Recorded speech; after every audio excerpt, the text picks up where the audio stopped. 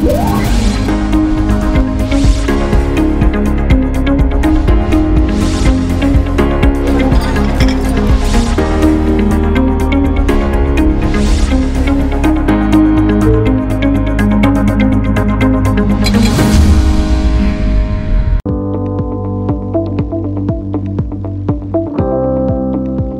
satu bagian tubuh yang cukup penting adalah kuku.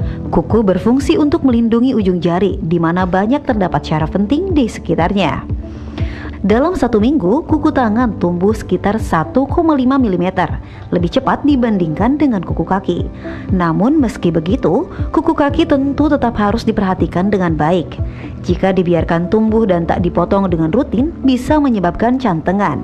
Ya, cantengan sepertinya banyak dialami banyak orang, terutama bagi yang biasa menggunakan sepatu dan jarang memperhatikan kebersihan kaki. Cantengan biasanya terjadi pada jempol kaki dan bisa terjadi pada keduanya.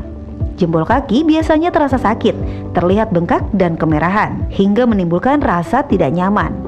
Penyakit ini bisa disembuhkan, namun bisa kambuh kapan saja dan berbahaya bila tak ditangani dengan cepat, terutama bagi seorang penderita diabetes.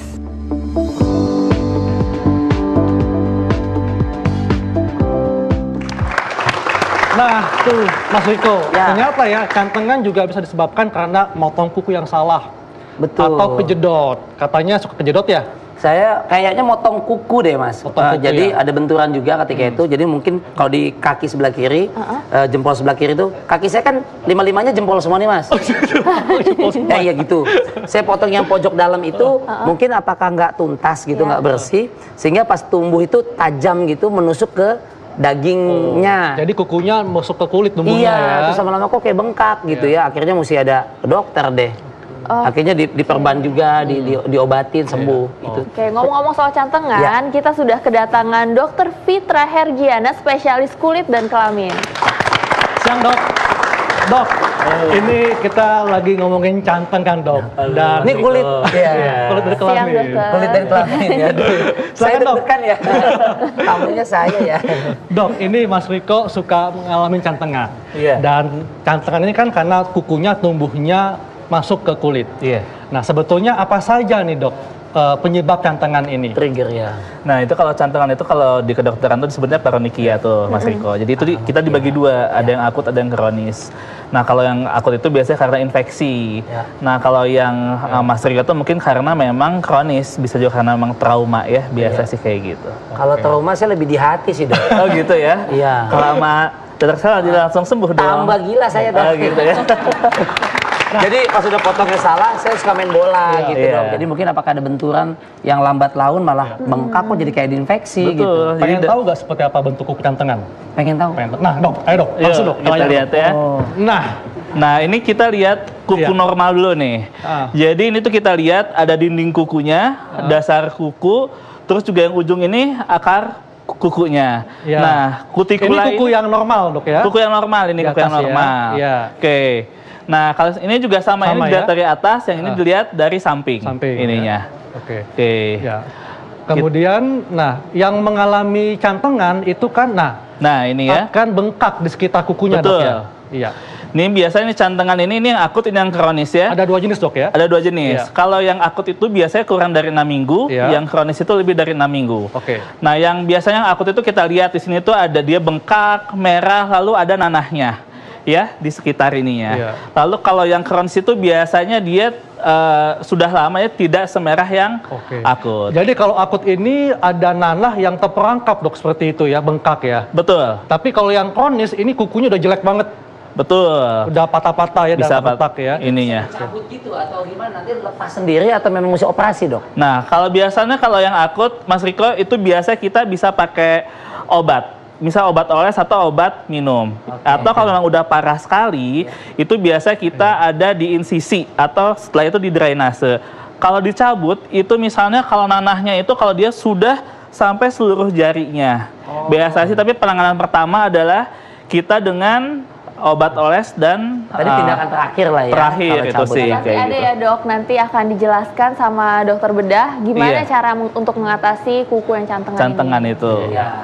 Nah, Nah, di sini udah ada apa nih, Dokter Haikal? Ini ada baskom isi Baskom air isi ya, air. sama kasa. Tapi Dokter Sheila, sebelum kita bahas cara menangani cantengan, Dok, mungkin dapat disampaikan lagi, Dok. Sebetulnya cantengan ini kan sebab banyak ya. Ada Iya. karena salah potong kuku, bisa juga karena infeksi, Betul. atau mungkin karena sering kontak dengan air cucian. Betul. Nah, ini apa saja, Dok? Tolong dijelaskan. Nah, jadi gini, biasanya itu paling sering itu pada ibu-ibu, jadi ibu rumah tangga. Misalnya dia mencuci pakaian atau dia mencuci piring, itu tuh biasanya kan kena zatnya iritatif ya. Iya. Jadi sehingga dia itu bisa menyebabkan cantengan juga lebih gampang. Karena Itu apa? karena kuku lembab, jadi gimana? Betul, jadi gini, pada saat kukunya lembab, Iya. sehingga ada kutikulanya itu kan, Kutikula ini bagian putih ya? bagian pada kuku putih ya, sininya yang ya, ujungnya itu ya? ujungnya. Nah, sehingga sudah itu dia lembab, ada celah. Nah, pada saat itu celah itu bisa masuk bakteri. Itu biasanya Streptococcus atau Staphylococcus atau bisa juga jamur. Jamur ya. Iya. Dan itu yang nantinya bikin kukunya tumbuhnya nggak normal Nggak ya. normal. Nggak Sebenarnya kalau tumbuhnya normal, Normal. sehingga dia jadi infeksi. Infeksi. Kalau yang nggak normal itu jadi ingrown. Jadi memang secara anatomis kukunya tumbuhnya kurang sempurna. Itu ada Iya. gejala-gejala awalnya nggak sih, Dok? Mungkin misalnya mulai kering, terus bisa udah diwaspadai, jadi bisa pakai sarung tangan gitu sebelum mulai Atau mungkin gejala awalnya kok sakit ditekan ya gitu. Biasanya gejala awalnya itu nyeri ditekan, terus juga kemerahan, terus lama-kelamaan kok makin sakit ya, sehingga ada nanahnya. Oke. Nah, Dok, misalnya nih kita salah potong kuku ya, Betul. kemudian wah kayaknya bakal cantengan nih. Nah, itu gimana, Dok, cara menanganinya? Misalnya udah mulai sakit nih. Nah, apakah kita bisa lakukan misalnya diperban dulu, dikasih air atau gimana, Dok? Atau banyak doa, Dok? Selain itu juga banyak doa ya. Ya ampun, jangan sakit. Gitu. Gimana, Dok? Nah. Di sini kan ada kasa nih. Ada kasa ya. Ya. Nih. Jadi biasanya kita kalau kasa, kasanya itu dibuka dulu, Ya. lalu terus dilipat 3. Oke. Oke ya, dilipat 3. Nah, nggak ada ini ya. Oke, Oke digunting ya. ya. Digunting Ini ya. bukan kasa nyamuk, Dok ya? Bukan. Mungkin- Kasa buat Mas Riko kayaknya. Nah, ini kasanya direndam dulu atau Oke, gimana? kasanya direndam dulu, Ya. direndam. Oh, ini baskom isi air. Nah, Ya. lalu setelah Itu itu, air hangat ya? air hangat atau air biasa juga boleh. Misalnya saya cantengan nih, Dok. Cantengan ya. Lalu udah gitu diperas, jadi itu lembab ya kasanya. Dilipat di sini, oke ya. Terus di sini dikompres, biasanya 10 menit diulang 3 sampai 6 kali. Jadi bisanya pagi dan sore. Oke. Ini untuk penanganan pertama. Iya. Tindakan pertama, Dok. Tindakan ya? pertama ya, diulang. Gunanya untuk mengurangi inflamasinya, jadi mengurangi merahnya, terus juga bisa kalau pusnya ini bisa ketarik juga gitu. Jadi untuk membersihkan juga. Tapi kalau juga setelah ini tidak sembuh juga, kita mending berobat ke dokter deh. Oh, gitu. Jadi setelah itu baru dikasih Iya. salep, obat oles atau kalau perlu kita obat sistemik. Nah, tadi kan Mas Riko bilang cantengan karena salah potong kuku ya. Iya. Nah, Dok, sebetulnya motong kuku yang benar itu seperti apa? Apalagi ada orang nih yang memang anatomi kukunya melengkung ke dalam. Langsung ke dalam ya. Ya. Sebenarnya motong kuku itu jangan terlalu pendek. Jangan terlalu pendek, lalu setelah itu yang ujungnya itu dia harus datar, dan yang si dindingnya yang sampingnya ya harus kita potong. Nah, bagusnya langsung kita contohin. Penonton di sini ada yang kukunya bagus atau agak... Nah, ini nih. Ayo, Mbak, silakan, Mbak. Oke, ya. Nah, Dok, silakan. Saya lagi motong Di kuku sini. ini. Nah, Dok, gimana nih, Dok, cara Mas Riko pinjam dulu dong. Gimana nih, Dok, cara memotong kuku yang tepat sehingga terhindar dari cantengan? Oke, coba Mbak lihat tangannya ya. Ya. Ya. Udah, Dok, abis megang jangan saya. Bisa aja modusnya. Kamu kukunya gimana?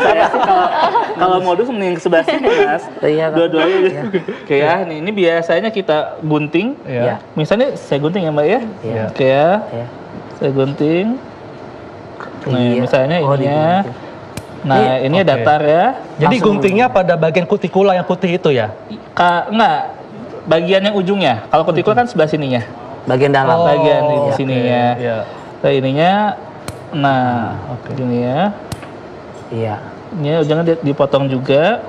Ya. Habis Tapi ini. jangan terlalu pendek. Oke. Tapi kan ini kan memang melengkung, Dok, ya, bagian Betul. putih ini. Nah, kita motongnya tetap harus lurus atau mengikuti lengkungannya? Kalau ini tuh sebenarnya lebih baik agak Ini lurus bagus ya, ya. Dok? Nah ini bagus. Oh, saya habis 8 lah motong. nilainya. Bagus. Pedimeni. Nah, Dok, kalau misalnya manicure gitu kan kadang-kadang suka dibuat jadi lengkungannya lancip, ada juga yang suka dibuat kotak-kotak gitu. Iya. Nah, itu yang bagus tuh seperti apa sih, Dok, sebenarnya? Sebenarnya yang bagus itu sesuai dengan anatomi. Nah, jadi nggak terlalu lengkung dan juga dia agak mendatar. Iya. Sebenarnya itu mani-pedi juga sering, bukan sering ya, ada beberapa yang bisa menyebabkan cantengan. Karena ke traumanya ya, kayak sih gitu. Atau mungkin terlalu dalam makanya. Terlalu dalam juga bisa. Tapi yang betul yang dilarang itu sebenarnya menggunting kuku ini dengan menggunakan gunting rumput, Dok ya. Itu apalagi gunting tangan namanya. Oke. Iya, dengan Mbak siapa? Vivian. Viviana. Udah paham ya cara mengetong kuku bener ya? Oke, makasih ya Mbak. Terima kasih ya Mbak ya. Nah, Dok, tadi kan cara menangani kuku yang cantengan di rumah ya, supaya Betul. nggak tambah parah atau nggak jadi infeksi. Hmm. Nah, bagaimana nih kalau sudah parah banget? Pengen tahu kan? Mas Riko juga kan? Pengen lihat. Nah, ada siapa Dr. Sheila? Ada Dokter Edi Setioso, spesialis bedah di sini. Siang Dok. Siang. Nah, ini Nah, kan Dr. dokter bedah Edi. nih Mas Riko. Pasti hobinya ngebedah. Termasuk ngebedah kuku. Kan ya. Iya. Pak Edi Sutioso, dokter. Edi Setioso. Betul. Dok, Mas Riko. tadi kan kita ngebahas tentang mengatasi cantengan. Nah, kalau cantengan yang masih ringan mungkin bisa diatasi dengan tadi ya, merendam dan mengobati dengan salep antibiotik. Nah, bagaimana dengan cantengan yang parah, yang sudah kronik lah atau yang sudah nanahnya kemana-mana? Itu gimana Dok? Apakah memang harus dibuang kukunya atau buang sebagian? Jadi begini, untuk cantengan itu sebenarnya kan itu bahasa yang umum, yang Ya. lazim. Sebenarnya ada yang judulnya infeksi, ada yang bentuknya adalah kuku yang menancap ke dalam. Menancap masuk ke kulit ya? Masuk ke dalam Oke. dasar kuku. Oke, langsung Kalau- Dok, kita lebih iya. jelasnya di LED. Nah, Ini ya.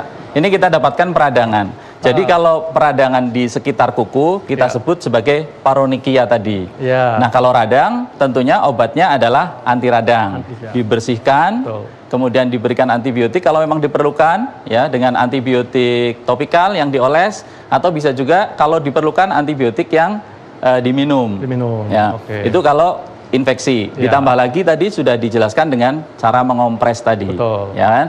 Nah, untuk yang kuku yang melesak ke dalam, ke dasar, nah. Ini kalau melesaknya masih awal, Ya. ini ya, melesaknya masih awal, itu mungkin masih bisa diusahakan untuk dilakukan pengangkatan kuku, kemudian diganjal, kuku maksudnya pengangkatan kukunya diganjal sedikit agar tidak terlalu lanjut masuk ke dalam kukunya. Diganjalnya pakai apa, Dok? Maksudnya? Pakai kasa steril itu. Oh, dia pakai balok. Oh, pakai kasa steril. Iya. Kadang-kadang kita berikan betadin bisa ya, atau alkohol. Ya. Ya, diberikan alkohol. diganjal biar seperti lebih ini steril. berapa lama Dok?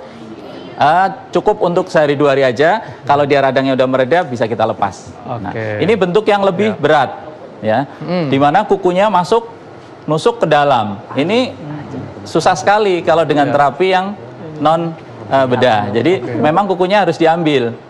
Kalau kita lihat yang masuk ke dalam sini adalah sebelah sini, mungkin bisa kita ambil. Iya. Yang sebelah sini. Iya. Kalau yang sana masuk, berarti yang sebelah luar sana. Iya. Ya. Tapi Dok, ini kan andai kata sudah diatasi ya. Tapi kan memang bentuk kukunya itu memang tumbuhnya melengkung ke dalam. Apakah nantinya akan timbul lagi Dok? Ya, memang kans untuk mengalami residif atau timbul lagi itu cukup sering. Contohnya, tadi yang sudah diceritakan oleh Mas Riko itu dengan olahraga yang repetitif, mungkin senang futsal dan lain sebagainya, kan tekanan terus itu di kuku. Kena benturan Dok ya? Kena benturan juga, Ya. itu biasanya jadi gampang residif, gampang numbuh lagi. Nah, ada cara pada saat kita operatif, kita agak kurangi matrik kuku di daerah sini.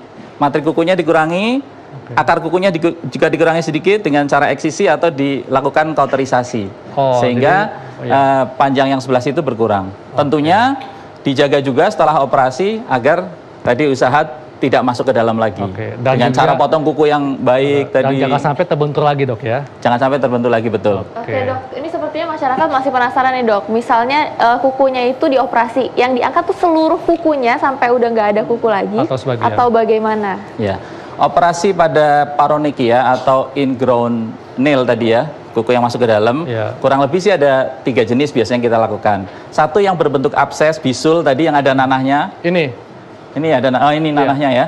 Ini kita lakukan irisan di sini.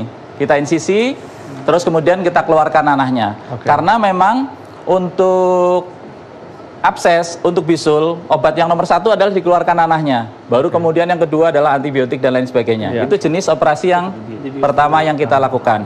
Kemudian yang kedua adalah pemotongan kuku sebagian.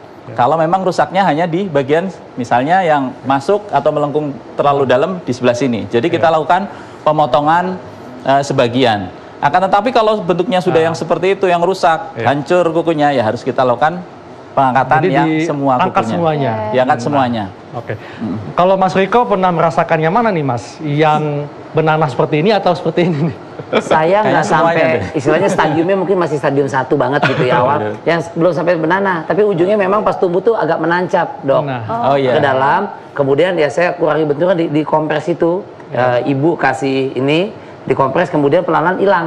Dan saya juga nggak pakai sepatu yang modelnya ketutup dulu. Di kuku yang mana itu Mas Riko? Kuku sebelah kiri. Jempol kaki ya? Jempol kaki kiri.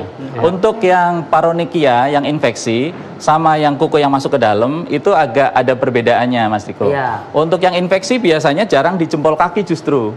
Yang paronychia itu biasanya di jari tangan karena mencuci, karena benturan tadi, karena mani-pedi dan sebagainya. Tapi kalau yang kuku yang melesak ke dalam, itu memang speknya biasanya paling sering terjadi di jempol. Jadi mungkin yang ingrown tadi. Iya, baik Dok, terima kasih. Ayo Dok, kita mulai lagi. Sekarang juga ada nih beberapa mitos dan fakta mengenai kuku yang cantengan seperti ini. Salah satunya adalah cantengan karena kurang higienis. Itu mitos atau fakta, Dok? Karena jorok ya itu. Iya. Betul ya. Bisa juga. Jadi bisa menyebabkan infeksi. Jadi sehingga pada saat kurang higienis, kurang bersih, infeksi, bakteri masuk atau jamur juga bisa jadi masuk. Jadi sangat penting untuk menjaga kebersihan kuku, Dok. Dengan sabun. Dan juga jangan suka menggigit kuku. Iya. Gitu. Apalagi kukunya orang lain. Nextnya adalah sepatu sempit menyebabkan cantengan. Itu mitos atau fakta, Dok? Udah sempit, lembab, bau lagi kan. Betul sekali, itu memang kombinasi yang maut itu ya. Jadi sempit, olahraganya repetitif, kemudian lembab, kaos kakinya jarang dicuci. Nah itu mantap. Sepatunya sepatu curian lah gitu Dok. Jadi ini fakta ya. Fakta. Ya. Oke. Ada lagi nih Dok, yang dipercayai oleh masyarakat. Salah satunya adalah manicure dan pedicure dapat sebabkan cantengan. Mungkin bagi wanita yang suka mani-pedi, nah hati-hati Dok ya, ternyata bisa bikin cantengan juga nih. Betul nggak? Betul nggak Dok? Betul.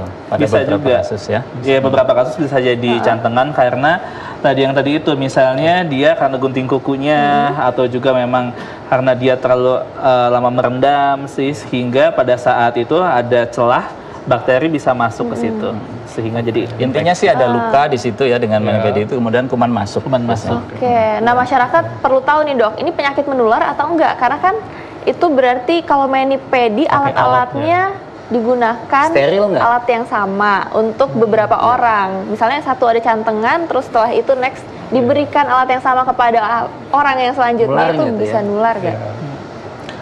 Biasanya sih bisa menular juga. Tapi memang itu jarang. Jadi memang kita memang harus menjaga kebersihannya itu. Jadi memang harus di tempat mani-pedi yang memang bersih, steril gitu. Nah, biasanya kan direndam pakai air panas dulu ya. Air hangat kali ya. Air hangat ya. Supaya kumannya. Nah, kalau saya biasanya misalnya dipakai Mbak, jangan-jangan penderita. Saya masuk mani-pedi. Sama petugasnya yang direndam air hangat, sayanya direndam air panas. Supaya nggak ketularan katanya. Bukan alat. Oke, next ada lagi nih. Cantengan dapat diobati dengan daun pacar dan gula merah. Dengan cara tradisional, bisa nggak Dok? Kayaknya mitos ya. Mitos Karena kan kalau daun pacar ditumbuk, gula itu nggak steril ya. Betul. Kalau nggak steril malah tambah berat nanti infeksinya. Itu juga kalau belum putus. Oke, malah jadi infeksi. Waduh. Daun istri ada nggak ya? Jadi lebih baik dengan menggunakan obat ya. Obat-obatan. Oke. Nah, kemudian ada juga mitos mengatakan bahwa bawang merah ini ampuh untuk mengatasi cantengan. Nah malah ini benar-benar mitos. Mitos ya. Sebenarnya ini bisa menjadi iritasi atau bisa jadi eksim, iritan sehingga bisa menyebabkan cantengan malah. Makin panas ya. Makin panas. Bawang merah tuh jahat, yang baik bawang putih. Baik soalnya ya. Oke, mitos atau fakta selanjutnya, penderita diabetes rawan mengalami cantengan. Bagaimana, Dok? Itu dia. Ya, fakta ya. Fakta. Jadi kalau pada penderita diabetes itu kan daya tahan tubuhnya juga turun. Ya, dengan glukosanya yang naik juga dia rawan terjadi infeksi. Mestinya dengan ada luka yang orang lain mungkin nggak infeksi, dia pasti gampang infeksi. Dan munculnya lebih suka di kaki, Dok ya? Ya. Soalnya mungkin karena sirkulasi darahnya berkurang ke kaki. Ya, biasanya terjadi angiopati kan di situ, neuropati, terus kemudian mikroangiopati juga. Jadi dia rentan memang untuk terjadinya infeksi. Di samping itu juga untuk kaki diabetes, kukunya memang biasanya berubah ya. Pertumbuhan kukunya berubah ya, karena memang aliran darah di situnya memang nggak bagus lagi, terganggu lah ya. Kulitnya berubah, kukunya berubah, bahkan bentuk kakinya kalau yang lebih ekstrim lagi berubah, namanya sarkofoot, jadi kaki diabetes. Kaki diabetes. Ya, memang gampang. Dokter Haikal, ini Dokter Fitra mempunyai beberapa kelainan kuku yang harus diketahui oleh masyarakat. Ayo Dok, langsung Dok. Iya. Nah, ini Dok bisa dijelaskan ini apa saja Dok, macam-macam kelainan kuku. Nah, ini tuh kelainan kukunya ini namanya tinea ungueum atau onychomycosis. Ini tuh jamur pada kuku. Ya. Nah, jamur pada kuku ini sebenarnya dibagi 4. Ada 4 tipe. Yang pertama ini yang bagian luarnya Mas ya, yang bagian distal. Sama. Yang kedua ini yang bagian proksimal yang B. Jadi kalau distal nih ujung, proksimal pangkal. Betul. Jadi kalau yang dan yang satu lagi itu yang superficial white, ya. Itu jadi ini semuanya jamur ya? Jamur. Bentuknya ini ada 3, yang itu yang jelas jadi kayak warna putih di kukunya. Nah, kalau sudah terkena jamur pada kuku, ini gimana Dok penanganan dan perawatannya? Penanganannya yang utama adalah kita edukasi sama pasien dulu. Jadi yang utama jangan memakai sepatu yang lembab, kaos kaki yang lembab, apalagi tukar-tukaran sepatu.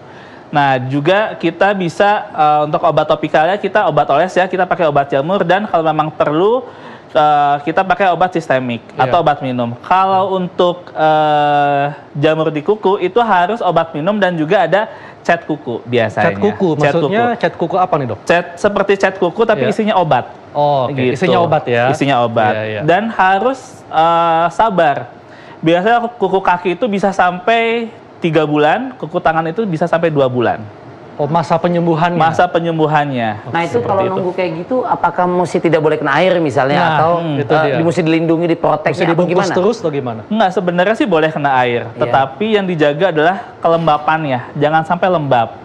Gitu. Jadi misalnya, kalau misalnya pakai sepatu, awal pakai sepatu dulu di kantor, coba diganti dulu pakai sandal, setelah itu pakai sepatu lagi. Oke Dok, ini masih berhubungan dengan jamur, ini biasanya masyarakat juga identik dekat hubungannya dengan yang namanya kutu air. Betul. Kutu air itu sebenarnya apa Dok? Kutu air itu jamur juga. Nah, ini Dok ya? Ini kutu air.